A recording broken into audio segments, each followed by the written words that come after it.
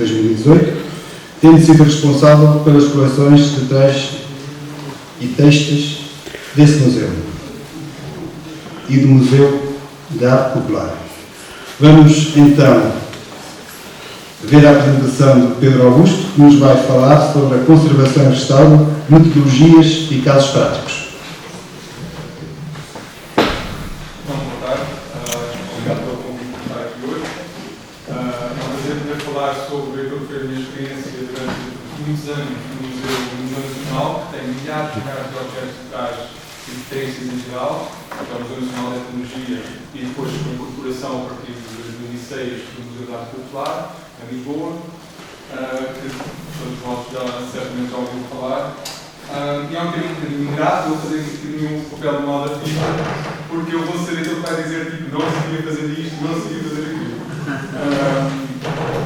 Mas pronto, eu vou falar, vou tentar passar um conjunto de conceitos que eu acho que possam ser práticos para quem tem coleções pessoais em casa, grandes ou pequenas, ou em casa de instituições que têm coleções muito grandes e que não saiba de alguma forma lidar ou tenha algumas dúvidas como lidar com os objetos que têm em mão.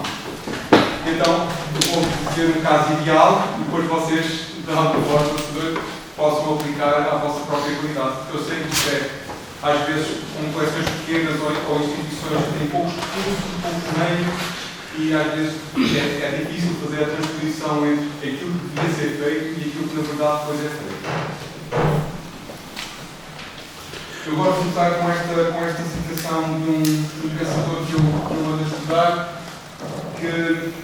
que eu até posso ler um pouco, que é: o mais profundo encantamento do colecionador é fechar a peça individual num círculo mágico, em que ela, enquanto é atravessada por um último calafrio, o da sua aquisição, fica petrificada. O que é que isto quer dizer? Quer dizer que os objetos estão em uso.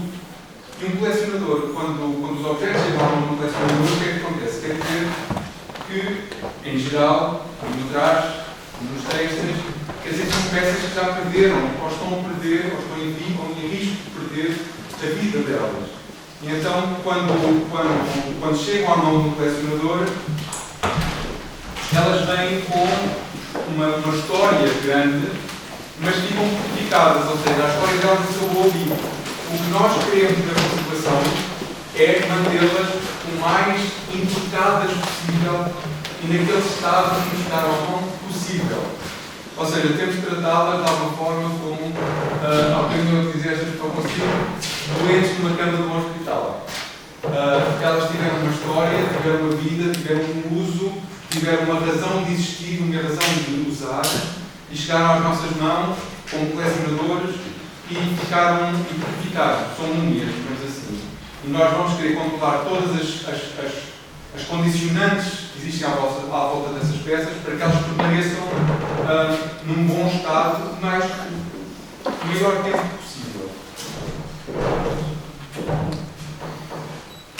E para isso, o que é que está mais em voga hoje em dia? É um tipo de conservação preventiva. Ou seja, nós tentamos respeitar os objetos, não tanto tendo ações sobre os próprios objetos, mas tentando controlar ao máximo. Eu sei que isto pode ser, como vamos ver, um exercício super obsessivo, em que podemos pensar nas milhares de variantes de coisas que podemos controlar à nossa volta para que os objetos não decaiam e não deteriorem ainda mais. E isso é que é a conservação preventiva. É tentar, lá está, controlar tudo o que está à volta do objeto para que nós não tenhamos que mexer no objeto. Será se é que me faz entender. E então isso passa por a maneira como manuseamos o objeto, como o transportamos, como armazenamos, como expomos. E muitas vezes os grupos de folclore veem-se muito abraço com esta necessidade, porque têm que fazer cópias para os originais, ainda assim não se utilizarem ainda mais. Desculpa, fala, eu perco a voz muito facilmente. E por isso é muito importante ter esta noção de que Nós enquanto colecionadores, eu ponho nesse grupo, temos uma relação de familiaridade com os nossos objetos, que às vezes é uma familiaridade muito próxima, é demasiado. E estamos a fazer, se calhar, pior a eles, estamos a proporcionar que as condições de conservação não sejam as ideais para eles. E isto é o que eu digo com empatia versus senso comum. Há toda uma prática de senso comum que nós intuitivamente sabemos e que devemos ter em relação aos nossos objetos, que vai contrariar um bocadinho o nosso desejo de agarrar, de tocar, de mexer e todas as coisas que devemos fazer em relação a um objeto. E vamos ver porque é que isso é mau. Portanto, nesta noção de conservação preventiva, temos esta noção também de intervenção mínima. Ou seja, os objetos chegam a nós com uma determinada história e nós queremos, desde que um objeto esteja em bom estado de conservação, mesmo que ele tenha chegado a nós rasgado ou que tenha perda de material ou tudo mais, se o material estiver estável, se o objeto estiver estável, vamos tentar assegurar ao mínimo a intervenção sobre o objeto. Mais uma vez, recapitulando, nesta conservação preventiva, nós queremos tocar ao mínimo do objeto. O que nós queremos controlar são as condições à volta do objeto para que ele permaneça estável. E, portanto, quando um objeto nos chega à mão, o nosso objetivo não é vamos fazer vamos pôr como ele era antigamente. Nós não sabemos como é que ele era antigamente. Nós não temos, às vezes, não temos acesso aos materiais com que eles eram feitos antigamente, nem às técnicas. E, portanto, num museu e numa coleção privada e pessoal, hoje em dia valoriza-se muito mais os objetos com uma marca de uso. Por exemplo, nós lá no Museu da Etnologia usamos este exemplo. Tínhamos uma forma de fazer pão de ló em barro e foi feito um pão de ló. E essa forma chegou ao museu com os restos do pão de ló todos lá no meio, porque obviamente agarra-se ao barro. Até que ponto é legítimo nós estarmos numa oficina de conservação e restauro a tirar aqueles restos de pão de ló e a truncar, digamos assim, a história daquela e o uso que aquela forma de pão de ló teve. Se chegarmos à conclusão, enquanto equipa de restauro, que o objeto está estável, que não vai apresentar risco demasiado de infecções de fungo, de dores, disso tudo, não temos razão nenhuma de tirar aquelas marcas de uso. E o mesmo acontece com trás, com manchas, nódulas, tudo, às vezes até manchas de sujidade, fazem parte do uso e da vida daquele objeto. E mais uma vez, se isso não interfere no estado de conservação do objeto, não se tira, ou não se retira. Precisamente porque a história faz parte do objeto. E isto tem este grande lema, que é os objetos que parecem estar em mau estado, não quer dizer que o estejam. Ou seja, como viram, esta casaca da Maia parece estar em mau estado, mas ela estava perfeitamente estável e não foi feita qualquer intervenção nela para restaurar a qualquer coisa que ela poderia ter sido antes. Agora, o que nós queremos fazer então é prevenir, parece que estou aqui a dar uma aula de seguro, e minimizar o risco de acidentes em relação aos nossos objetos. E isso implica compreender o que é que provoca esses acidentes, implica conhecer as condições ambientais mais adequadas às nossas coleções, e implica criar planos de ação em caso de coleções muito grandes, ou seja, protocolos de como proceder sempre que uma peça sai ou sempre que uma peça entra, sempre que há uma exposição, sempre que há um empréstimo, tudo mais. Tem que haver, devia haver esse controle. Porque já foi dito hoje, e volto a enfatizar, não é só os museus nacionais que têm grandes coleções, a maior parte das coleções mais valiosas e com objetos mais dignos de estudo, às vezes são em coleções pessoais e privadas, e é o acesso a elas nos permite continuar nesta edificação. Então, esta prevenção começa logo no exterior. Vocês têm um edifício onde vocês têm guardado todas as vossas peças. Se o exterior não estiver limpo, mais são as hipóteses de haver uma contaminação dos vossos objetos. Ou seja, edifícios que estão à beira da estrada têm muito mais pó, ou têm muito mais propensão a ter pó. Edifícios que têm jardim devem ser cuidados do jardim regularmente, deve ser avaliado se houver infiltrações, rachas no edifício, se houver ninhos, por exemplo. Os ninhos é uma das grandes pragas. Eu gosto muito de pássaros, mas em termos de conservação e restauro, os ninhos atraem muitos dos insetos que depois vão causar deterioração dos tecidos, escarveiros e traças. Portanto, eles começam nos ninhos, depois entram para dentro das portas e janelas e atacam depois os têxteis. E às vezes, lá está, isso pode ser uma coisa tão obsessiva como devem-se evitar alterações drásticas nas indicações do imóvel. Por exemplo, no Museu Nacional da Tecnologia, sempre que havia obras, nós ficávamos todos tipo, em alvoroço. Às vezes, a depilação, de caminhões ou de obras, se tivermos coleções muito frágeis, pode fazer com que, por exemplo, de vidro, elas se partam. No caso dos têxteis, as obras, o mais problemático, eu diria, que é o pó que elas causam. E então tem que se pensar, sempre que se vai fazer uma obra, tem que se pensar o que é que nós vamos fazer em relação a estes têxteis. Como é que nós nos vamos proteger? E no interior do edifício, inicialmente, ele devia ser arejado, devia ser amplo e possibilitar a movimentação de pessoas, ter um acesso controlado, ou seja, nem toda a gente pode mexer em tudo. E então haver um registro de controle, um livro, para ver quem é que esteve naquela sala, em que altura, ia mexer o quê, em que propósito. Devia ter uma sala muito grande, com condições, devia ter alarme de incêndio e extintores, devia ter um controle de umidade de temperatura, que hoje em dia é uma coisa relativamente fácil de fazer. Compram-se online aqueles medidores de temperatura e umidade que todos os dias medem diretamente. Vocês põem na sala e medem. Deve ter luzes difusas e apenas acesas durante o tempo necessário do trabalho na sala, porque já vamos ver, a luz afeta muito a condição dos têxteis. Deve ter um controle de exposição solar, deve ser organizado e arrumado e limpo regularmente. O chão deve ser plano, sem falhas, ou seja, nós estamos a transportar objetos muito frágeis.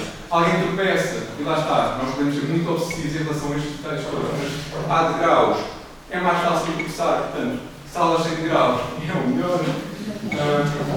Deve ter um espaço de trabalho para além da arrumação, ou seja, ter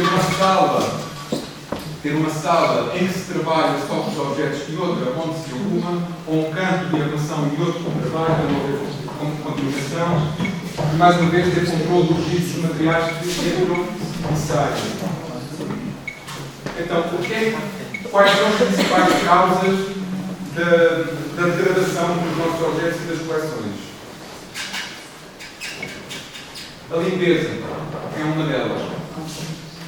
Mais uma vez, isto pode-vos parecer muito ridículo, mas é no controle destas situações. E pode-vos parecer, lá está, eu falei no senso comum na altura, no início, isto são tudo considerações de senso comum que nós sabemos que é aquilo que devíamos fazer e vai-vos parecer, se calhar um bocadinho ridículo a falar nelas, mas isto altera e condiciona a conservação dos nossos objetos exponencialmente. Se nós seguirmos estas regras, digamos assim, temos meio caminho andado para as coisas correrem melhor.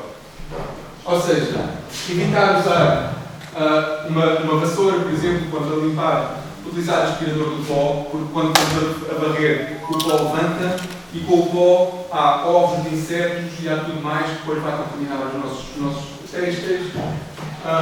As flanelas para limpeza nunca devem estar molhadas. Deve-se estar sempre atento se há infiltrações ou fraturas no edifício.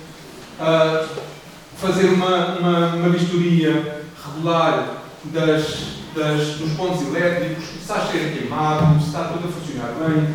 Observar se há presença de excrementos de insetos, de ratos, ou se há túneis, aberturas nas paredes, tudo mais. Observar se a luz do sol está direto sobre as peças. Não fumar nas dependências do edifício. Como vocês sabem, o fumo altera a cor dos têxteis.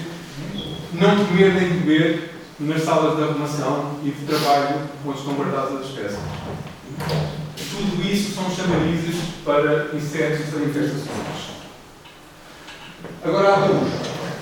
A luz é uma coisa muito complexa porque é cumulativa. Ou seja, quando um objeto é tingido ou manchado por causa da luz, nós não podemos voltar atrás. E se pusermos mais luz todos os dias, aquele objeto, no sítio onde a luz está incidida, vai perder a cor e vai ficar manchado.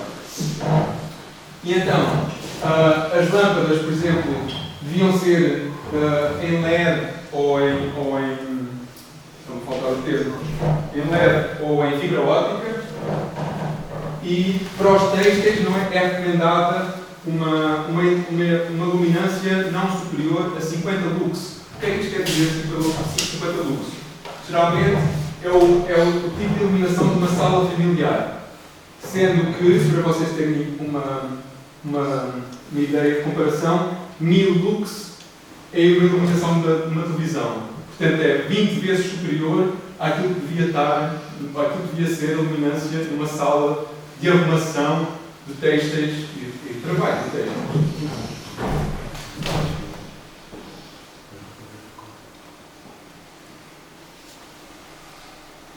Soluções para a luz. Ter cortinas e mantê-las fechadas. Aos stores. Os stores ainda melhor. Cobrir as vitrinas, se elas forem de vidro, cobri-las com pano.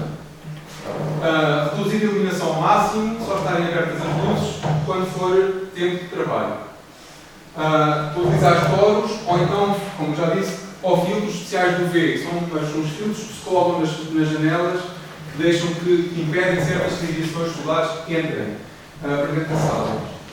Evitar a utilização de flashes fotográficos, porque, como eu vos disse, a luz é cumulativa. Quanto mais flashes incidirem sobre os objetos, mais ele vai perder a cor.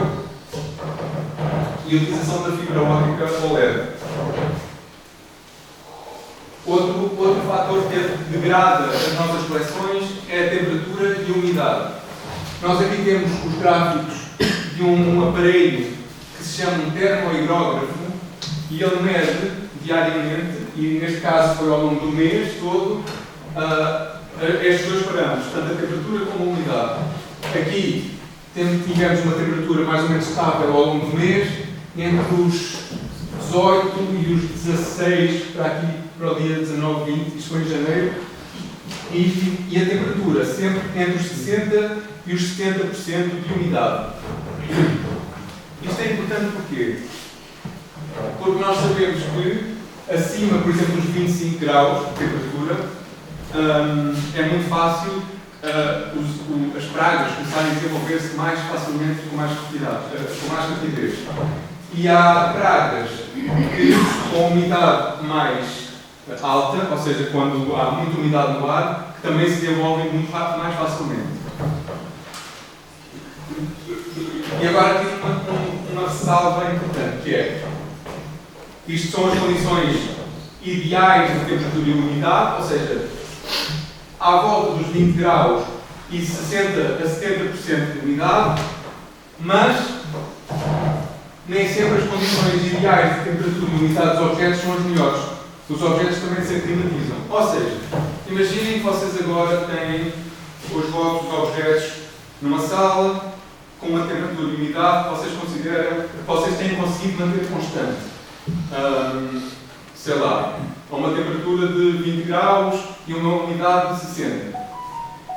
E agora chega-vos à mão, ou vocês adquirem, um lenço que teve num sítio muito úmido, uma sala muito úmida. Ele não parecia estar mal, nem parecia ter condições de estar deteriorado, mas vocês têm que ter, digamos assim, o discernimento de perceber que, se ele estava estável numa umidade maior, Quando vocês o passarem para a vossa sala, que tem uma umidade mais baixa, esse lenço vai pegar apenas as costas. Agora, um favorito, as pragas.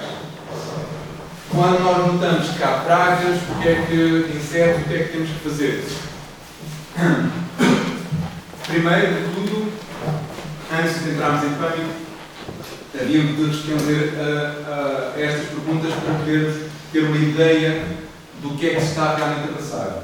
Se que tipo de insetos é que foram, ou se foram ratos, ou se foram aves, pássaros, em caso afirmativo, de que espécies é que foram, porque por diferentes infestações causam problemas diferentes, se estão vivos ou mortos, quantos é que são, será que é um acidente, será que eles estão lá assim por acidente, ou será que estão a reproduzir-se mesmo no edifício e há mesmo uma infestação, se já causaram danos nos objetos, quantos objetos é que foram afetados, se causaram danos no edifício e se estão noutros pontos do edifício. Ou seja, só assim é que nós conseguimos ter uma imagem geral do que é que se está a passar. Ou seja, nós chegamos aqui ao pé desta capa e vimos, estão aqui, parece uns ovinhos de inseto. E esta capa não estava aqui, mas estava guardado. Nós temos que fazer uma vistoria, temos que ver se há ovinhos no outro lado, temos, se calhar, já vamos perceber o que é que vamos ter que fazer a esta capa. Esta não, a outra.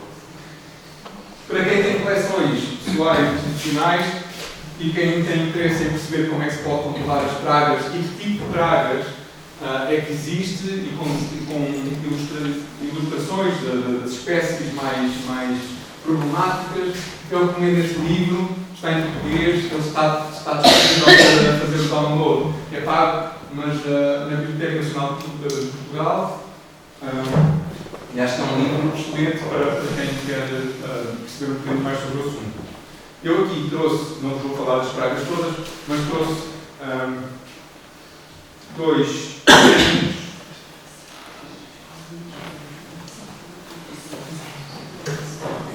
São estes amigos aqui, que é a Traça da Lã, que acho que toda a gente conhece, que faz assim um casulozinho e anda com o casulo atrás. Ela é muito comum porque tem duas pintinhas aqui nas asas. E há uma que é muito parecida, que é esta, que não anda com o casulo atrás, faz o casulo nas fibras e que não tem as pintinhas. E isto é importante porque vocês querem perceber como é que vão tratar das vossas coleções e, mais uma vez, diferentes pragas, diferentes modos de tratar. Soluções. Quando temos uma praga, fazemos aquela lista, avaliamos o estado da situação, tentamos perceber se tem mais lados, se não, qual é a escala da contaminação e depois isolamos os objetos. Por exemplo, lá está, desculpem, vou utilizar este objeto como referência, porque temos esta capa, vamos isolar a capa, vamos proceder à limpeza das áreas infestadas e à remoção dos insetos, dos excrementos, e vamos escolher um meio de tratamento mais adequado e depois vamos pôr armadilhas. Há vários tipos de armadilhas, por exemplo, armadilhas para roedores, toda a gente conhece, não necessariamente aquelas com ganchos, mas há umas que os ratos podem entrar e depois ficam lá dentro e depois têm que ser soltos, não matam o rato. Há umas armadilhas destas para os insetos, que são penduradas, para os insetos voadores, que são penduradas, e têm aqui cola lá por dentro e os objetos a voar ficam lá presos. O que é que se deve ter em atenção neste tipo de armadilhas? Isto é uma dica que eu acho que faz sentido. Nas especificações técnicas, se vocês optarem por esta solução, nas especificações técnicas, tem que se assegurar que estas armadilhas não têm cheiros para insetos, ou seja, que elas não atraem insetos. Nós não queremos atrair insetos, o que nós queremos é apanhar insetos que estão ali, que caem nelas por acaso. Porque às vezes, estas armadilhas, lá está, têm estas ferormonas que vão atrair os insetos, e nós estamos a chamá-los do outro lado, de todos os lados, em que eles não estão, do outro lado, para o interior, num sítio onde eles não estavam. E isso vai trazer os insetos para as nossas coleções. Um caso prático. Ou seja, nós adquirimos um novo objeto e Primeiro, uma quarentena. Todas as coisas que dão entrada nas vossas coleções têm que ser, ou que saem das vossas instalações que estão supostamente controladas e que vocês têm um determinado número de medidas para controlar aquilo que lá se passa. A primeira coisa que deve ser feita uma quarentena. Ou seja, tem que ser inspecionado, tem que se ver se há sinais de infestação por insetos, se há casulos, se há ovos, se estão recolhidas, se há perda de material. E geralmente, nas incorporações, quando uma coisa vem para as nossas coleções, a quarentena tem que durar pelo menos um verão. Porque geralmente é no verão que as traças e outros insetos nascem dos ovos. E portanto, se passar o verão e a coisa continuar estável, então depois podemos passar à fase seguinte. Mas tem que estar isolado numa sala ou num sítio que não seja a sala onde guardam a vossa coleção. Tem que ser um sítio só para a quarentena. E agora acho que vão gostar bastante deste, que é...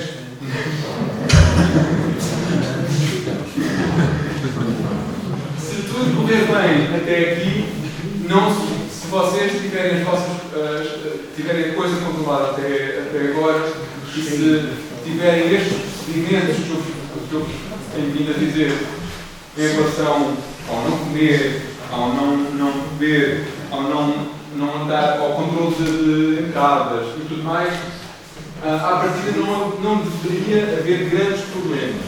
Se tiverem armadilhas e tudo mais, não deveria haver grandes problemas. Eu sei que os recursos são poucos, mas eu tentava ao máximo evitar cânforas e naftalinas, porque são produtos tóxicos, são químicos, a cânfora nem tanto, mas são substâncias que podem manchar as nossas peças e não só a nível do odor, mas também deixar marcas nos objetos. O que é que eu sugiro em vez da cânfora e da naftalina? Eu sugiro primeiro limpeza de aspirador máxima. O aspirador é a coisa mais eficaz, a aspiração é a coisa mais eficaz para ovos, para traças, para tudo isso. O aspirador é a primeira linha de ataque. Depois temos, para casos mais complexos, temos outras coisas. Por exemplo, para grandes coleções, em que há muitos materiais diferentes, geralmente utiliza-se uma fumigação com gás tóxico. Faz-se uma bolsa, ou então levam-se os objetos todos para uma câmara de gás e é injetado um gás que mata todos estes insetos e todas estas infestações. São tratamentos dispendiosos e eu não vos aconselho para coleções mais pequenas. Há outros tipos de fumigações e há outros métodos com temperaturas mais altas, mas aquilo que eu vos queria falar mais hoje e que eu acho que é mais fácil de fazer em casa, para além da aspiração, é a congelação. O congelamento dos objetos, de têxteis, não só de tecido, de couros, que tenham madeira e tudo mais, tudo isso pode ser congelado, certo? Há certas regras para a congelação. Por exemplo, temos aqui uma fotografia de um pano que foi enrolado neste bolo. E na congelação o que é que se tem que fazer sempre? Tem que se fazer uma manga plástica à volta do objeto, tem que se selar a manga com fita cola, tem que se tirar um bocadinho o ar, mas não achatar, porque é mais eficiente se tiver menos ar lá dentro, mas não vamos achatar o saco ou a bolsa. Tiramos um bocadinho o ar, selamos e metemos dentro do congelador, ou da arca de congelação. O que é que isto faz?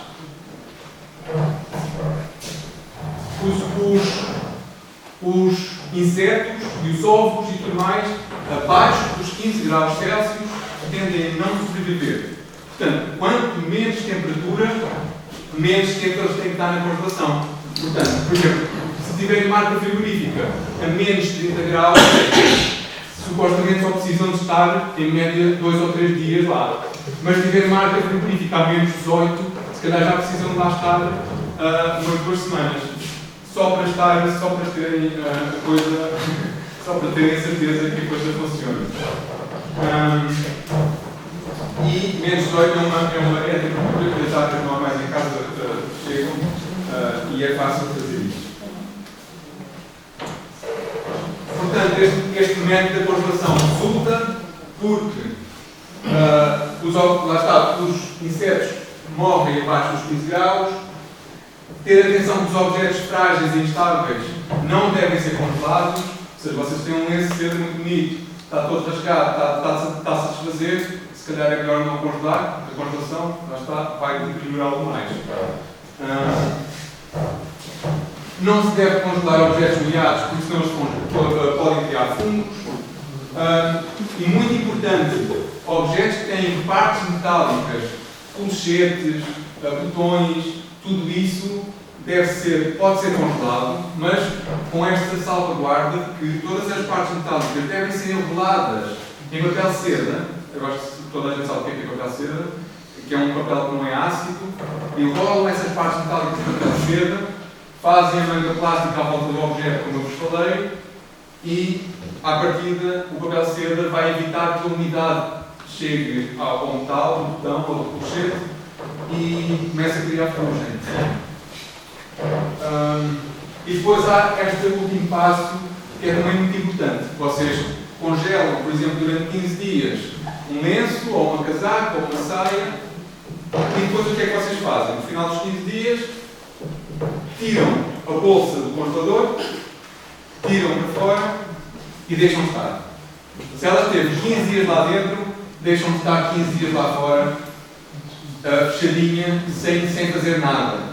Porque ela precisa de congelar, de descongelar aos poucos e precisa de desaclimatizar outra vez a temperatura e a umidade da vossa sala. Só depois dessa altura é que abrem a bolsa e veem então e depois incorporam as vossas peças. Já falei aqui no método da aspiração, que para mim é a primeira linha de ataque, depois consideraria a congelação. Atenção na aspiração. É muito importante fazer com um pincel e com um aspirador.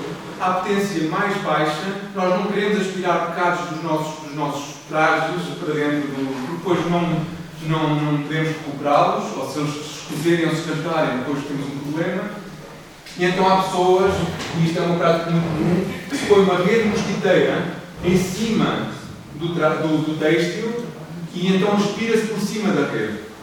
Ou então tem o tubo do aspirador, colocam um pano à volta do tubo, prendem com um elástico e vão aspirando com o tubo assim protegido.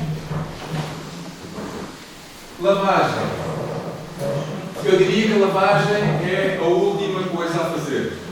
Acho que não seria preciso lavar, idealmente não seria preciso lavar um objeto.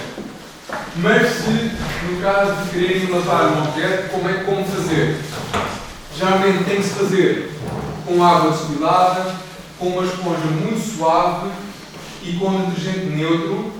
O objetivo não é tirar nódoas, não é tirar manchas de uso, mas é por alguma razão que vocês achem, por exemplo, têm uma nódoa de comida numa blusa, começa a ganhar bolor.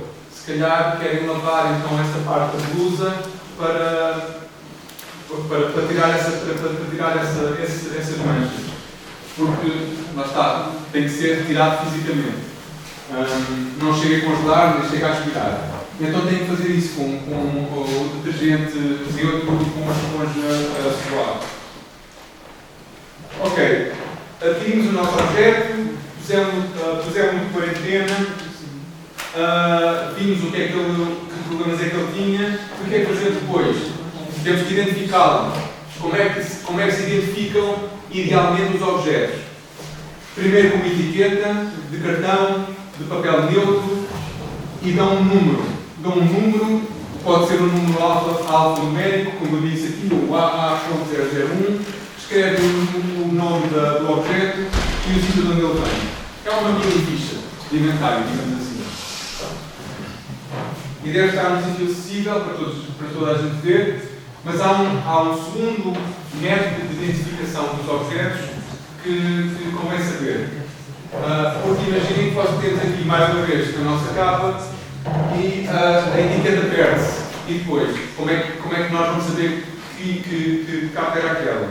Então, muito frequentemente, utiliza-se este método para além da etiqueta, que é um nastrozinho de algodão com um número de inventário escrito ali no canto, escrito com uma caneta para têxteis, antes de ser cozido ao próprio objeto, tem que se lavar para evitar que a tinta saia, não é? Para controlar, para a tinta não sair, para termos noção que a tinta não sai, e pomos então aqui num canto visível do objeto. Se tivesse uma coleção assim muito grande, por exemplo, várias capas, mantilhas, capoteiras, punha sempre, por exemplo, aqui na zona do pescoço, aqui atrás, sempre no mesmo sítio, que é para quem vai manusear os objetos saber onde é que vai encontrar o inventário, o número de inventário. E depois da peça estar tratada, estar identificada com um número, temos aqui o mais importante, que é o que é que vocês sabem sobre o vosso objeto. Isto nas coleções privadas, vocês sabem ou recordam-se quem é que vos deu, em que ano. Toda a gente tem esta experiência que vamos atirar um objeto da nossa coleção e falamos sobre ele, falamos, porque nos vem à cabeça as memórias. Mas, para as gerações futuras, isso depois tem o risco de se perder. Então, quanto mais informações nós pudermos registar para o nosso objeto, melhor. Mais estamos a deixar para quem vem depois de nós. E então, isto aqui podia ser uma folha de Excel. Eu aqui trouxe um software que se chama FileMaker, também podem ter acesso online. Uma folha de Excel, há um bloco de notas também que podem fazer. O importante é ter um número de inventário, ter uma identificação, saber de onde é que ele veio, quando é que foi comprado, que informação técnica é que ele tem, ou seja, que materiais é que ele é feito e em que estado de conservação é que ele está. E podíamos lembrar aqui de muitos mais parâmetros como tu. O objetivo no final é que vocês tenham a vossa coleção o melhor gerido possível. E depois de termos posto a quarentena de identificar, de inventariar, como é que vamos guardar? E depois aqui temos duas alternativas. Ou guardamos em estantes de madeira, ou guardamos em estantes de metal. Todas elas têm vantagens e desvantagens. Obviamente que as de madeira têm o risco acrescido de ter lixo, não é? As de metal têm o risco acrescido de ter ferrugem ao longo do tempo. Mas tudo, nada é ideal, não é?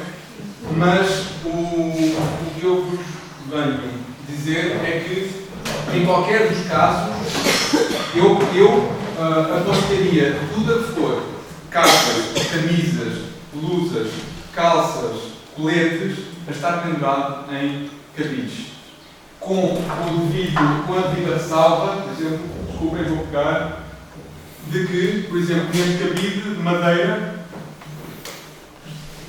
eu envolveria o cabide, como está naquela fotografia, envolveria o cabide neste material que em qualquer loja num aqui ou no Guacarlã ou um assim existe, chama-se Celer, é um material plástico, esponjoso, enrolam à volta da cruzeta e esta parte que aqui já está enferrujada, eu enrolava também aqui com papel de seda para não contaminar o objeto.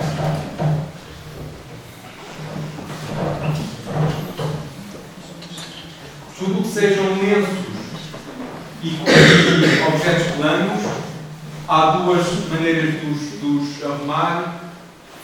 Está muito em voga arrumá-los em cilindros, enrolados em cilindro, e cada lenço em cada cilindro, mas isso era preciso ter uma arrumação, para quem tem uma coleção de lenços muito grande, era preciso uma arrumação muito grande.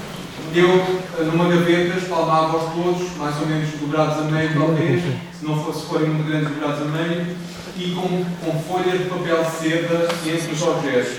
E tendo, mais uma vez, correndo ao senso comum, para que o peso de uns sobre os outros não vá fragilizar aqueles que estão gravados. Ou seja, tentem perceber o peso dos vossos objetos e como é que eles reagem ao peso.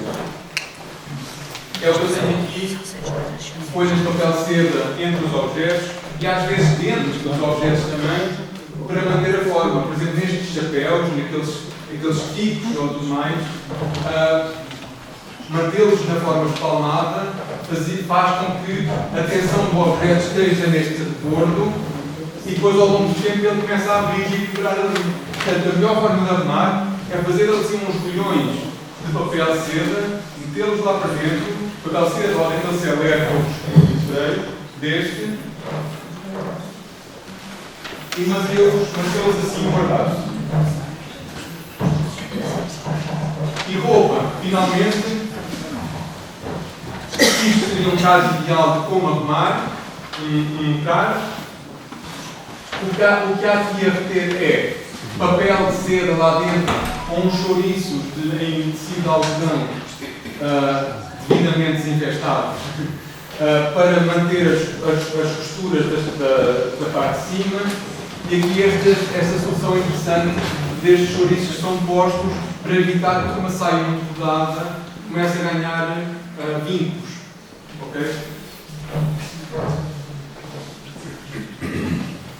E para transportar, idealmente, seria feito então umas mangas plásticas, deste plástico de bolha. Sabem qual é? Aquele plástico de bolha que dá para aguentar, para evitar acidentes sobre eles, apanhar chuvas, umidades e tudo mais. E é isso. Obrigado. Desculpa se não dei isso.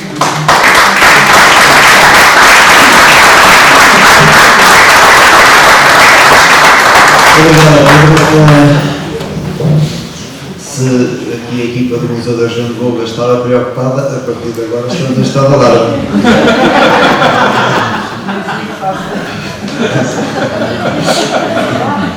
Estamos totalmente em estado de alarme.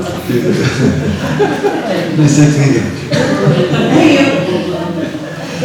Mas esta é a informação que nos falta, depois falta-nos outra coisa. Não vamos discutir aqui. Mas realmente isto é pertinente e está tudo correto. Eu não sei se ainda quero ir ao museu. Não, muito obrigado por tudo. Muito obrigado por esta partilha magnífica, pois era isto que nós gostávamos de ter, mas sabemos que ainda nestas andanças, para além desta vontade que nós temos, depois falta-nos a cada parte do investimento e pronto, não há esta sensibilidade, exatamente, não existe esta sensibilidade nos organismos superiores para ver estes problemas que realmente nós temos, e isto é um facto. Haveria aqui à discussão, quem tiver núcleos museológicos, exposições nos seus grupos ou museus, quer fazer alguma pergunta. Eu tenho aqui uma para colocar ao Pedro, relativamente ao processo de congelação. Sim, força. Não, preocupas. Nós temos, os nossos cheiros estão postos numa estante, estão embrulhados naqueles rolos de grandes dos projetos, dos nossos cheiros, e estão, sei lá, tem pronto, aí 3 quadros cada um, e estão separados com folhas de seda. Mas temos a famosa, que é feita assim uma espécie dos roçados, e depois envolto fora em pano de algodão. mas temos a famosa cânfora metida assim nos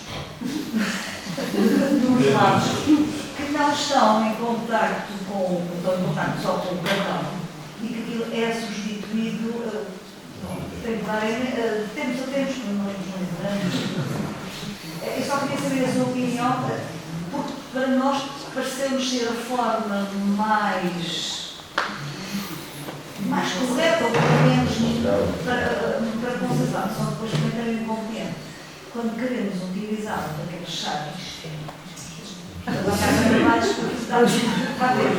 está identificado em cada prateleira, sabemos o que é que temos, mas também não é muito funcional. Bom, eu só queríamos saber a sua opinião relativamente a esta forma de abordar-se. Primeiro, os lenços estão alocados sobre os sites, estão alocados diretamente sobre o cartão ou não, tem um pano, o cartão está protegido com um pano de algodão. Ok. Depois estão embrulhados e o que separa cada um dos cheiros é tal papel de seda. Por fora, normalmente o lençol de algodão. E tem cheiros que saem mais do que outros? Ou seja, tem cheiros que vocês não retiram de todo? Temos cheiros que nós estamos a usar. Ou seja, eu juntava esses todos, ou tentava fazer rolos de lenços que não usava, que não saíam, e punha noutros rolos os lenços que se iam mais. Nós temos assim, aqueles que saem e que habitualmente utilizamos estão incluídos. Sim. Aqueles que são folhas e que estão guardados mesmo, esses estão lá para não, isso é porque esta separação entre aquilo que está guardado e aquilo que sai, eu acho que deve haver.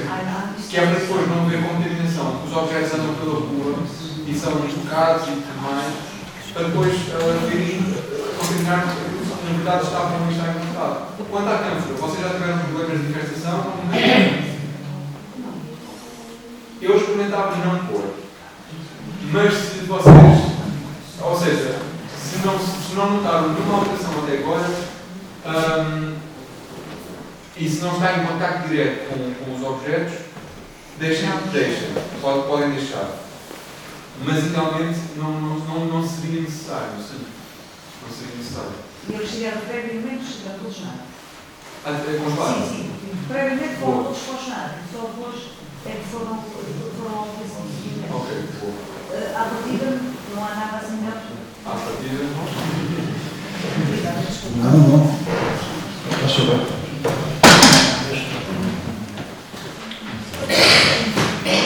Eu também vou colocar uma questão relativamente ao processo de congelação. Também se aplica a madeiras? também se aplica a madeiras.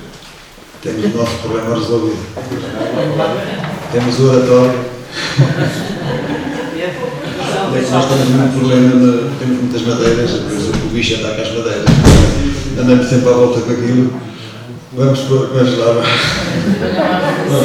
o oratório, que é um problema grave. Vamos lá. Com a salvaguarda de tudo que seja parte de metal, às vezes, por exemplo, um soco, uns socos, às vezes tem uns cachos de metal mais. E envolver isso tudo bem em papel de seda para depois não ganhar nesse caso.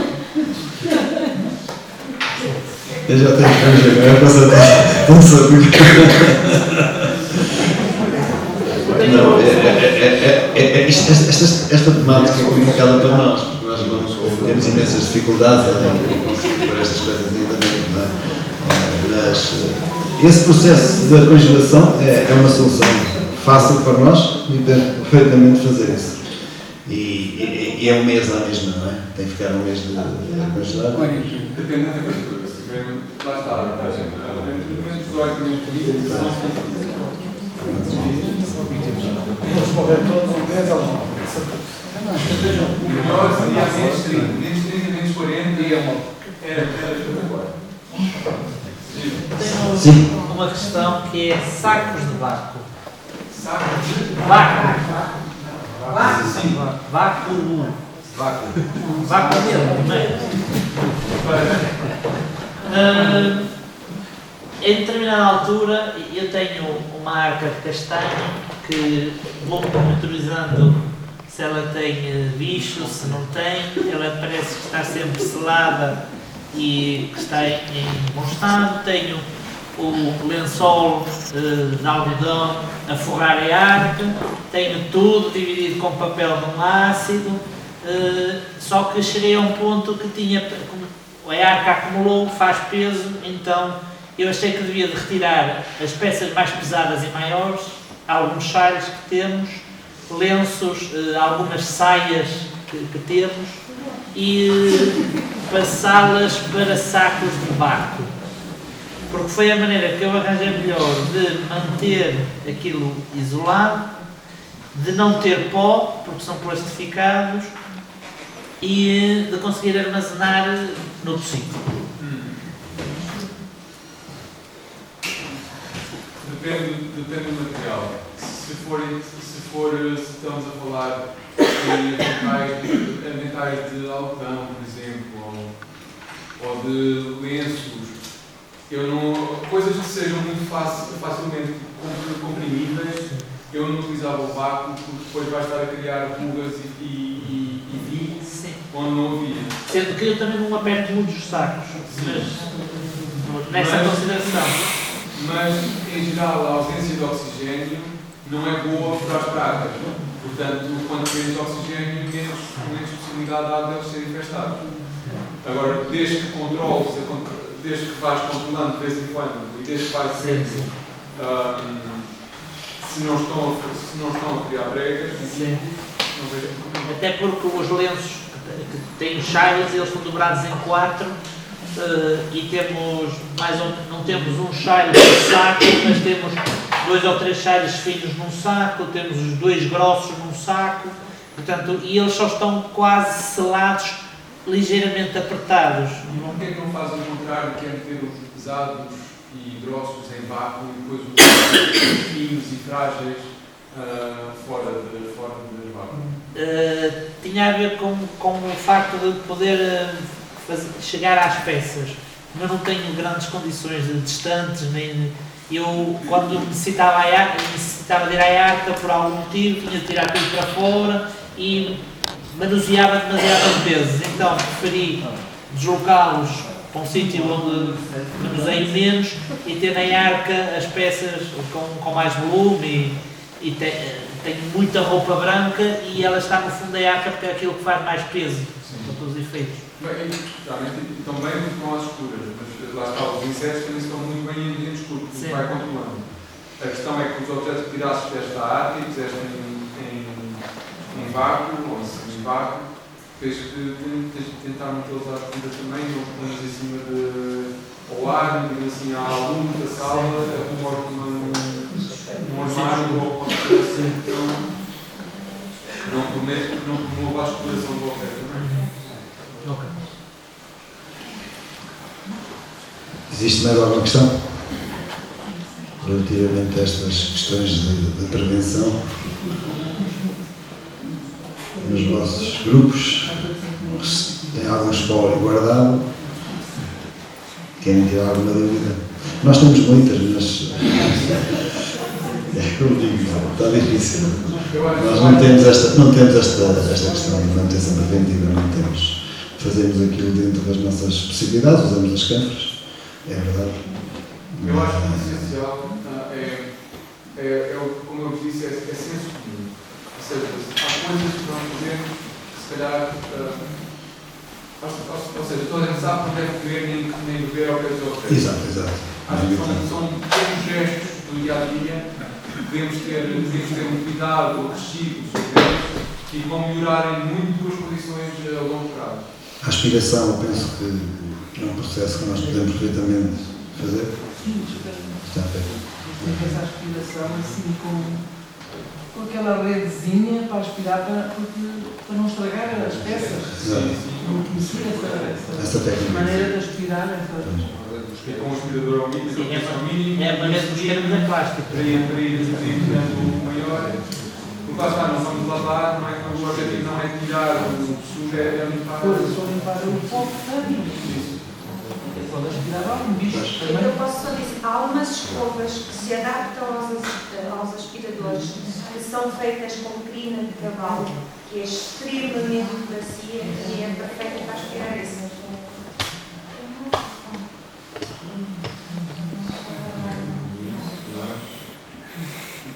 É umas coisas assim que às vezes há uns adaptadores que põem no tubo do aspirador que... É extremamente macio.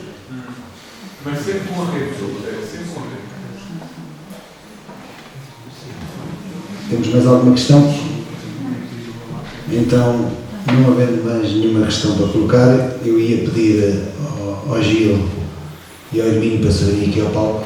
Também vamos encerrar o nosso copo, mas temos aqui uma lembrançazinha para os nossos 3 jogadores que foram magníficos e que nos proporcionaram um dia muito bom.